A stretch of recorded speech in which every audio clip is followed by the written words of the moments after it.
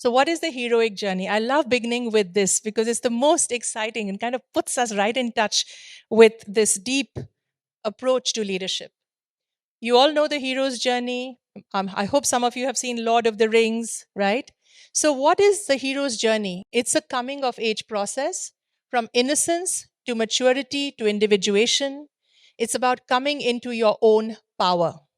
It's universal. It's across history, geography, and cultures and applies equally to your personal and your professional life.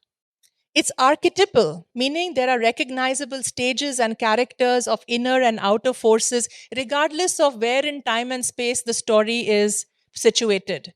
You could be Luke Skywalker and you're going through the same characters and stages in your journey. You could be Harry Potter, you're going through the same characters and stages in your hero's journey. Okay?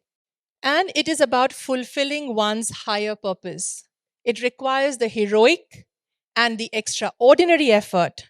It demands that we develop new capacities.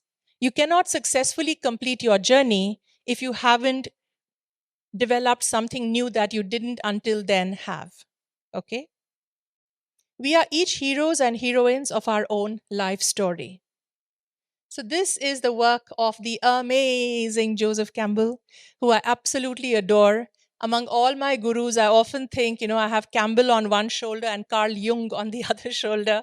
And my life has been so enriched by what these two great teachers have brought us. So, Campbell basically wrote this book called The Hero with a Thousand Faces. It's the ultimate Bible of any person who loves mythology. So he was a mythologist and he studied myths from all the different cultures. And finally, he realized ultimately, somehow there is only one myth, one story. It's simply getting played out through different names, different cultural expressions. But underneath that is the same arc, the same script, the same story that he then called the monomyth or the hero's journey.